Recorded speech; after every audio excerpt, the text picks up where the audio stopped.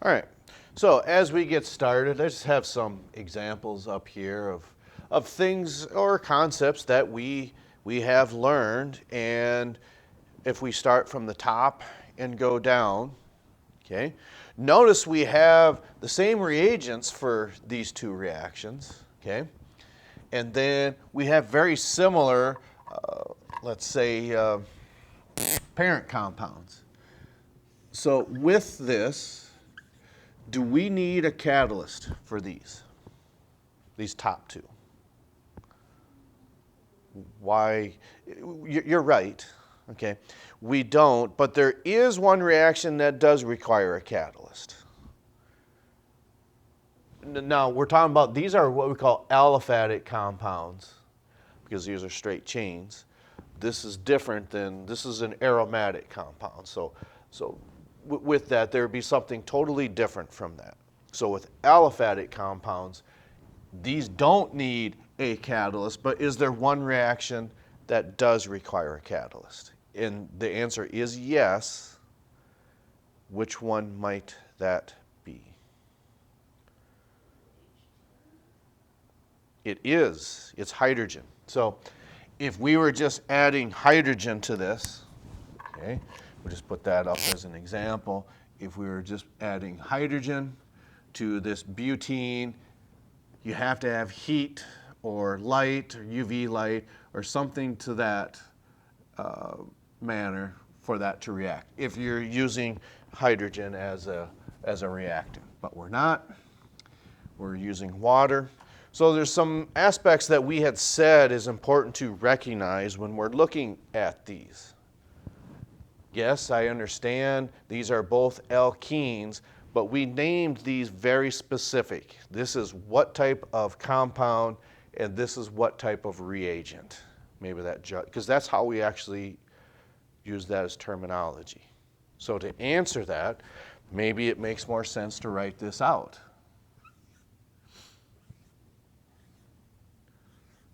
Do we need more carbons than that?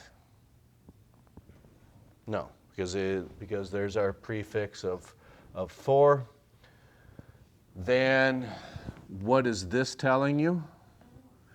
Okay, and then if we really, really wanted to be specific, we could put what in front of this butene. We could put a number 1 up there, but we don't need to, because it's just understood that that double bond then occurs where? Yeah, on the first carbon. You can say after, so it could appear here or here. Most commonly, we would probably put it there. And then these are single bonded. So now, when we look at that aliphatic compound, we gave that a specific terminology because of where that double bond is located. And that was, we said, is that the symmetrical compound or the asymmetrical compound? It's asymmetrical, okay, because this is located where it's after the first carbon. Now, when we look at this one, I probably should have made this pentene instead, and we can illustrate that, 2-pentene.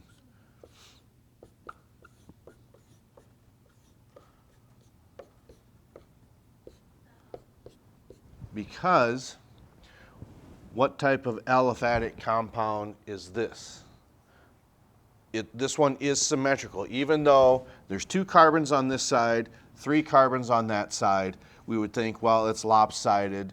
Yes, that's true, but we still consider this the symmetrical compound, okay? Because it's not after the first carbon like it is in this one. But it says 2-butene, so we'll go ahead and chop that off. Now, it definitely does look like it's the symmetrical compound. Okay, then we're adding some water to that. And then for our purposes, yes, you could write H2O, but like we learned with your inorganic class last year with balancing reactions, sometimes it's easier to write it like that. Okay? And we could do the same thing here. So we'll do that down here then as well. Now, are these going to give us different products? Yes. Okay? Because what is the significance of this? Because now, what type of reagent do we have? Is it the symmetrical reagent or the asymmetrical?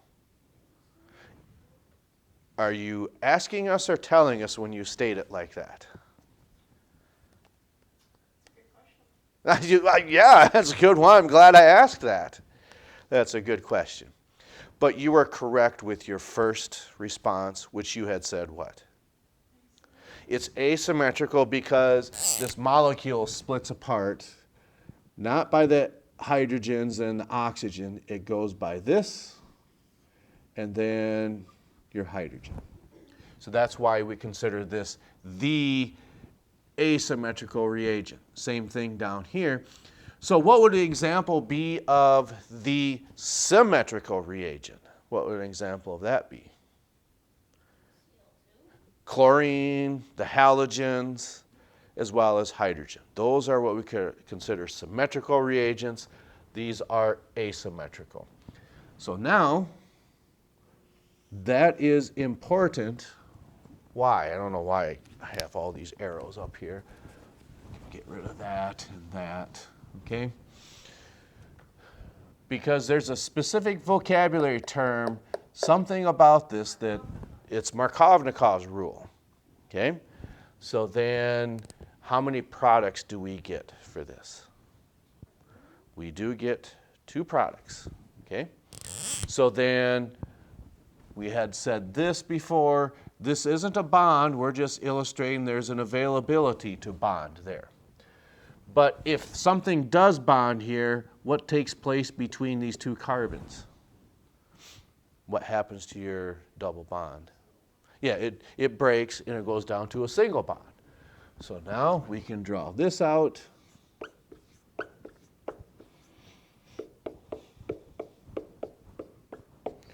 Okay.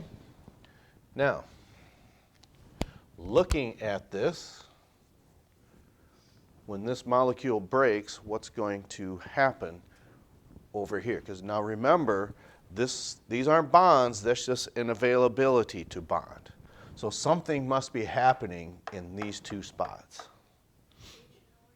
Okay, so which one, you said H and OH, and that's correct. Do you want the OH here? Because again, there's an availability to bond there and there. Would you like the OH here or OH there? The second one, okay? And that's fine. Which our OH must bond here, which it does, and you don't have to do this, but you can, just to illustrate that we've used everything. One last thing we want you to do with that. Because you correctly said Markovnikov's rule, which means there's something specific about this reaction as far as the amount. Because do we get 1 product or 2?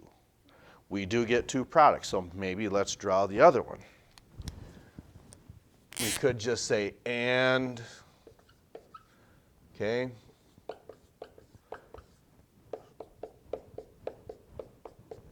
Now, what would we put on there? Yeah, you would flip these, just like you correctly said. We'll put the OH here, and then the hydrogen there. So now we got our correct answers, but there's just, again, one last thing that we would want you to be able to recognize. That is correct. It's major and minor, and those would have to be labeled. So which one's which? You got a 50-50 chance. Maybe flip a coin and... Are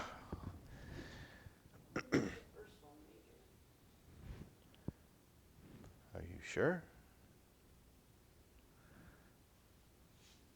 See, it feels like that game show where there's multiple ones where you're debating, and I think it's the first one.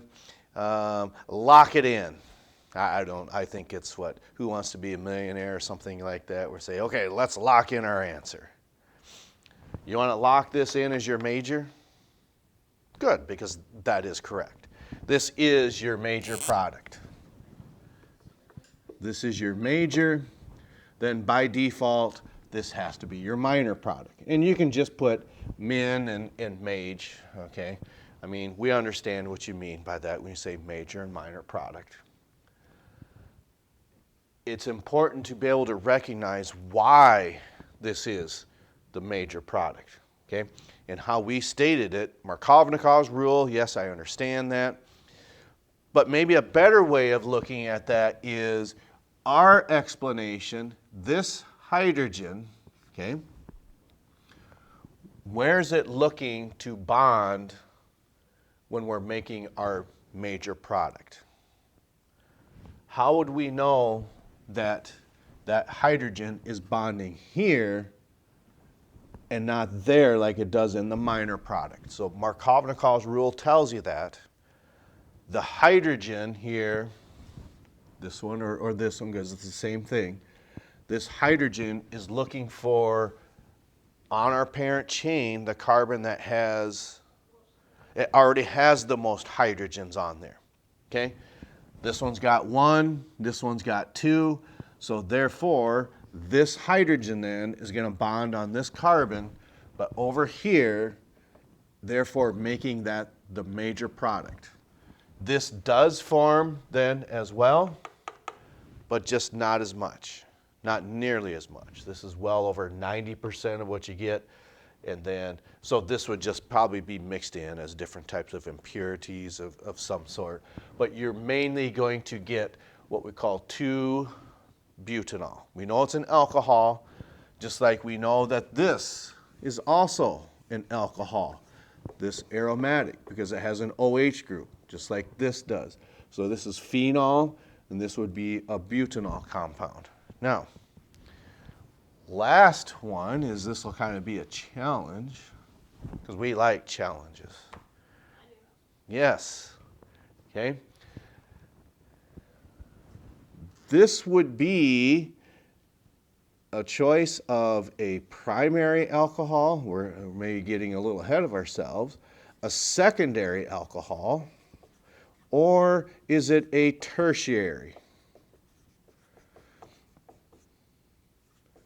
Now, I guess I didn't need to write alcohol on there. But what we're getting at here, what are your 4 butyl derivatives? Because that will help us answer this question. What are your 4 butyl derivatives? No. Those are common names of aromatic compounds. That's true. But your butyl derivatives. So this would have to be one, okay, because that's a butyl derivative. There's a secondary butyl, that's right, where we say X marks the spot where it's attaching to the carbon chain, because it attaches to the second carbon, secondary butyl, okay? Then what is this? How do we know we're looking at a tertiary butyl? You could say, yeah, I guess I never thought about it that way, but it does make sense. You could say that, yes, there's where it attaches to the parent chain.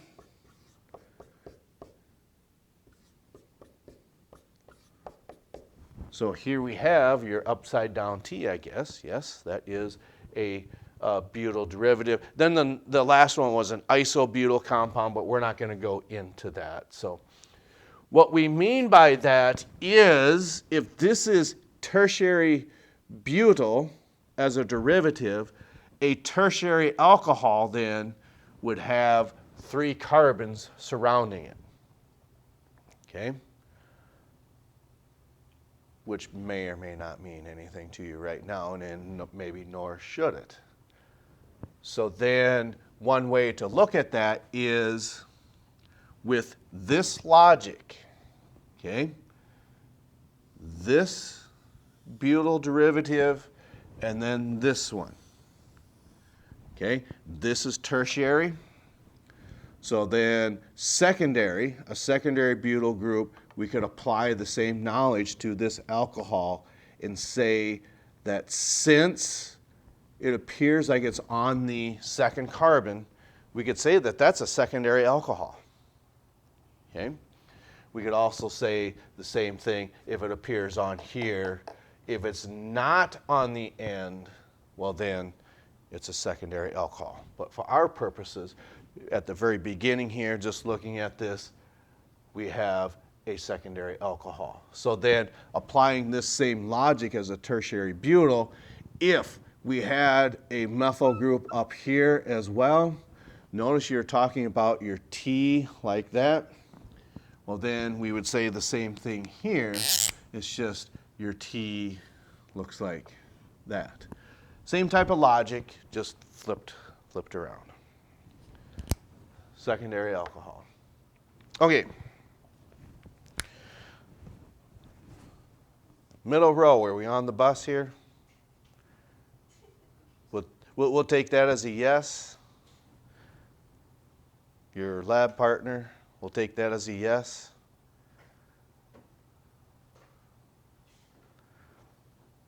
We'll take that as a yes. Oh, okay. Well, we just wanted to make sure. All right. Okay, so we can get rid of this. Now, how is this bottom reaction, this one, going to be different than our top one? Well, we said this is symmetrical, and then this is still asymmetrical, but you correctly said we don't need a catalyst. So again, an availability to bond would be here and here. So we'll place that here and here. Okay. So what is it we would attach there? Well, the same concept as what we would have done up here. Okay. So then we'll go ahead and get rid of these because we know bonding is going to take place there. Where would you like your OH group? On the second carbon or the second carbon? See how we kind of did that? We kind of flipped that around. It's kind of like, do you want peanuts or you want peanuts or something like that? Yeah. Or you want pot stickers or pot stickers? That's what we got for dinner today. So we'll go ahead and put an attachment here. What do we want on there? OH or hydrogen?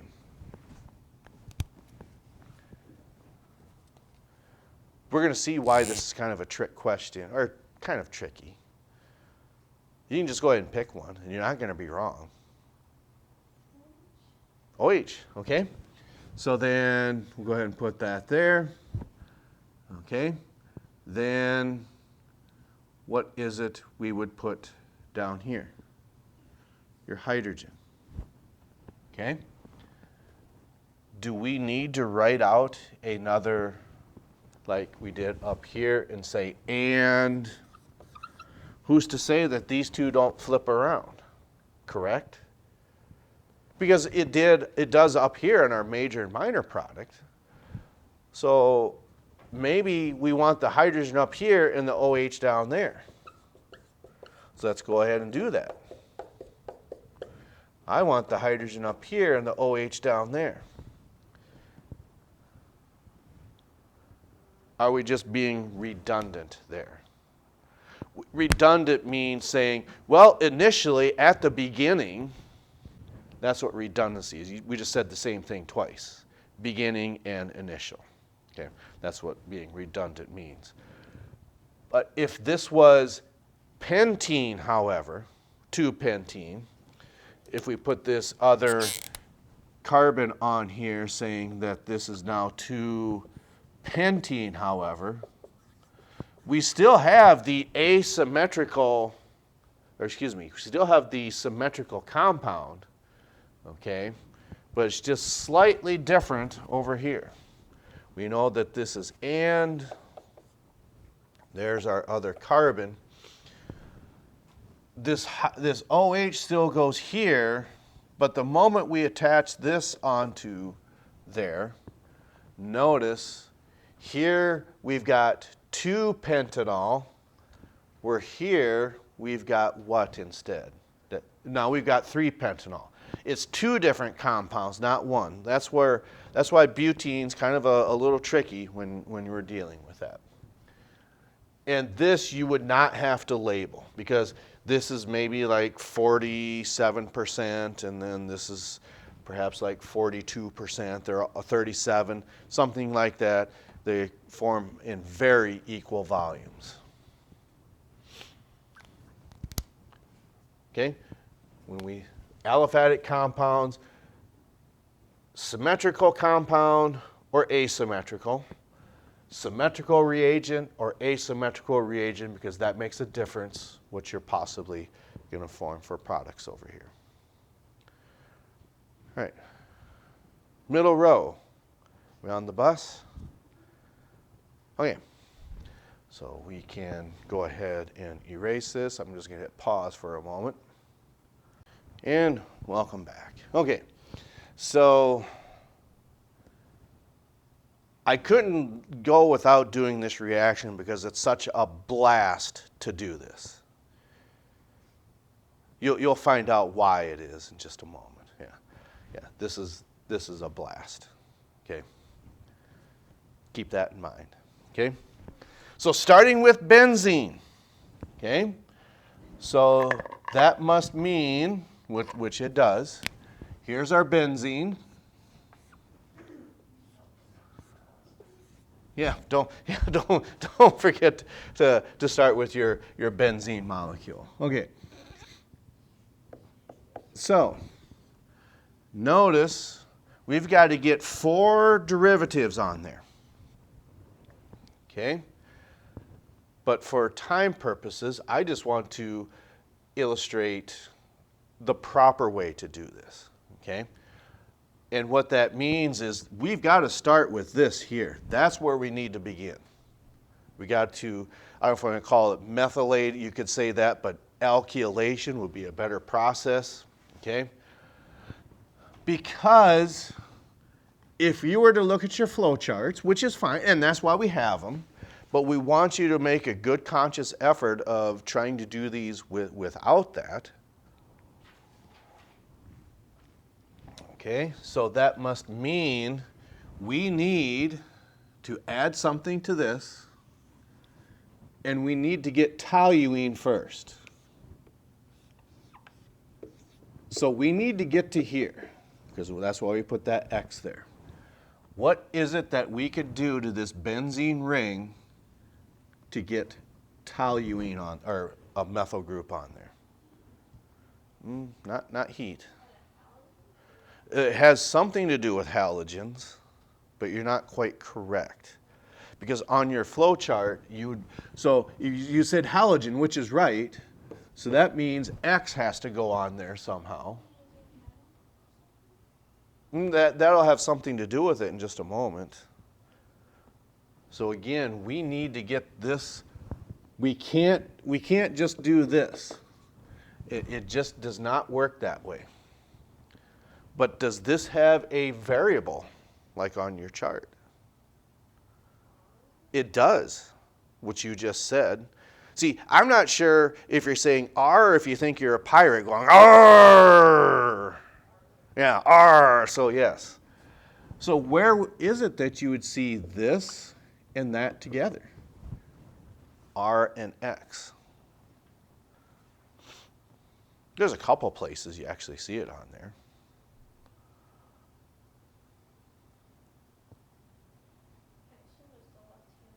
It is somewhere on the left-hand side.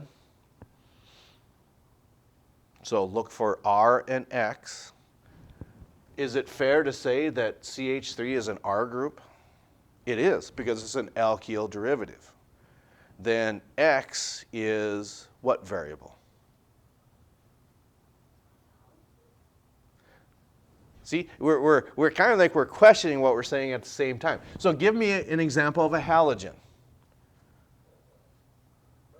You could do bromine. That's fine. That's a halogen. Okay, there's our R and our X. So the last thing we would have to do is say, well, we need this to attach on here. We'll just have some cobalt bromide. Okay, now we've got our catalyst. Now we've got our methyl group on there. Okay, now it's important to remember what type of director is that? An alkyl group. See, that's why we have this chart again, because it would be in the upper left-hand corner. You would see something like this. You would see something like this, and then you would see something like this. I think, is it amino group or does it say aniline? One of the two. It says alkyl groups. Oh, hydroxy groups. Okay, not that. Hydroxy. Okay, then it says an amino group, and then finally halogens. These all have something in common. What do they all have in common? Those are directors. What type of directors? Ortho and para. That's right. So what that means then is you're adding something to this. It's going to occur in a very specific spot. Okay? Then we had this down here, nitro group, kind of wants to be by himself. There's your meta director then, because that's going to be important too. Because what is a nitro group? N and NO2. And that's what we have on there. So that's going to be important then as well. Okay. So now we've got our toluene on there. So what are we going to add to that next? How is this different than this? In other words, what do we need to get on here? We just said it. Yeah, nitro groups, these NO2s. So what are we going to add to that that would be NO2s?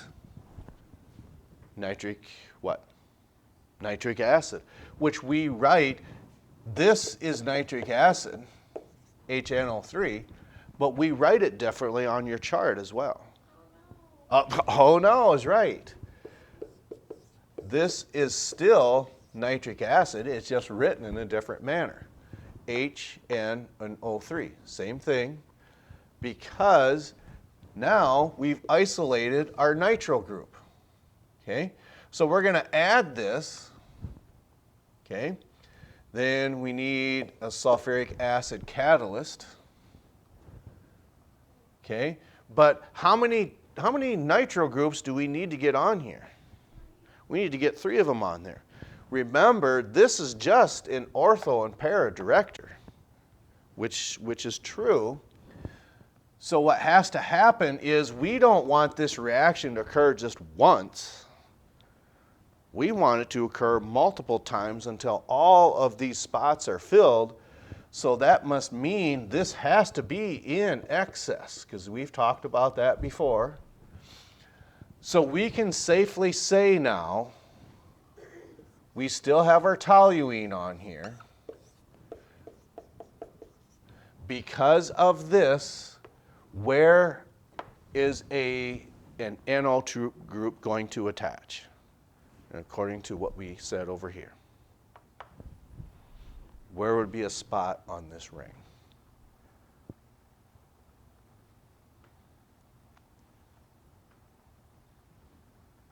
Must be something specific with this.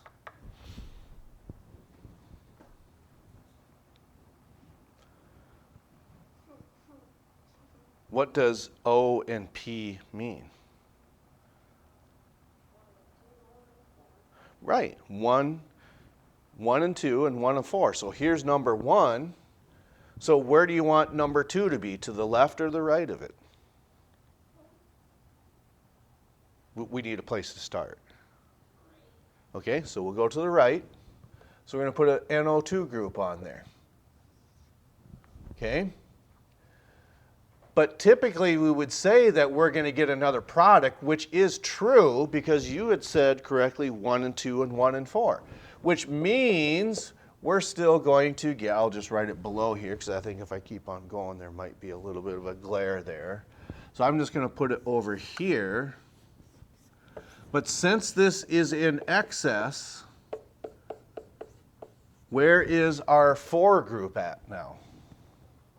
On the bottom. Do we see some similarities starting to show up between what we started with and what we wanted down here?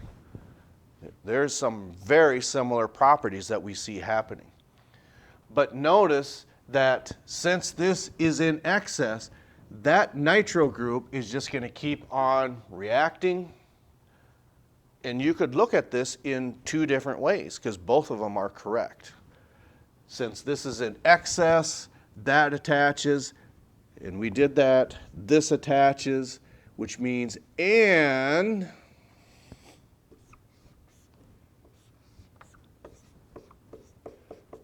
so we've got that one, we've got this one, and notice we're saying and, so that must mean something else is still going to attach on there.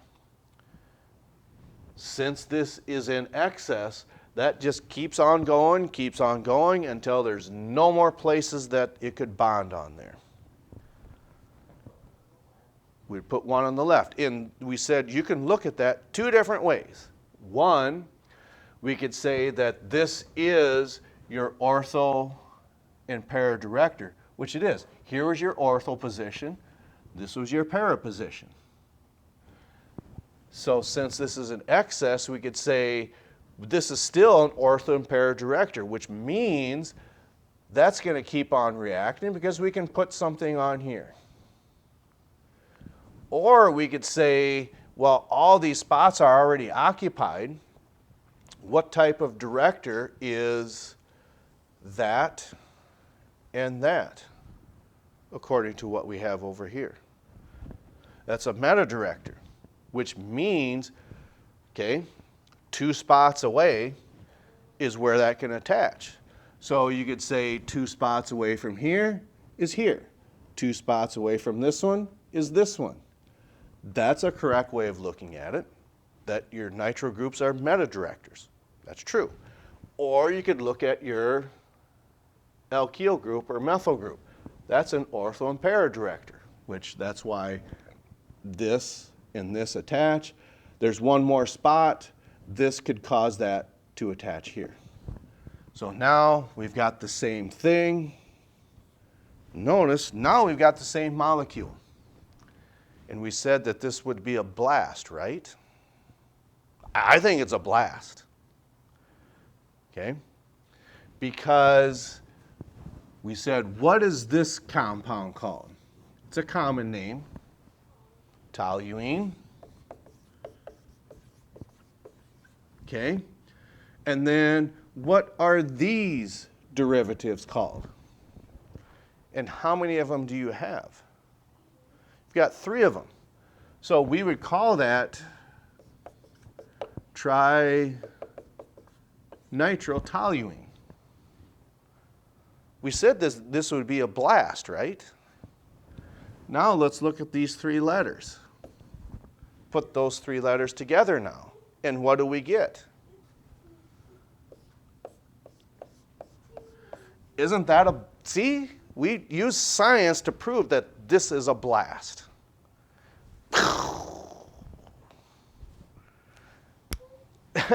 Good one, right? Okay, so I think that's probably enough for now because we're up to 34 minutes. Common names, okay? Phenol, aniline, toluene, benzoic acid, okay? And on this chart, okay, there's only one oxidizing agent on here as a catalyst. Do you think you might know which one it is? It's one that stands all by itself. Where is there a reaction here that doesn't like to be with anybody else? That one. And what is your reagent that causes that to take place? Reagent means you're adding something, like that's a reagent, that's a reagent. KMnO4, that's potassium permanganate. That's a very powerful oxidizing agent. Otherwise, the rest of them just cause substitution reactions. KMnO4 is an oxidizing reaction or oxidation reaction. Okay, then keep in mind, oh, I don't have it up here anymore, but symmetrical compounds, asymmetrical compounds, symmetrical reagents, asymmetrical reagents, your vocabulary that was handed back to you, and then we'll do the best we can with that. Okay, we will wait till tomorrow for bonus questions since we have some that are absent, and that would certainly be recorded if we're gone for 2 days. That was a lot today, so hopefully we can fill in those gaps. We will catch up to you next time. Exam part 1 tomorrow, exam part 2 on Friday. Catch up to you next time.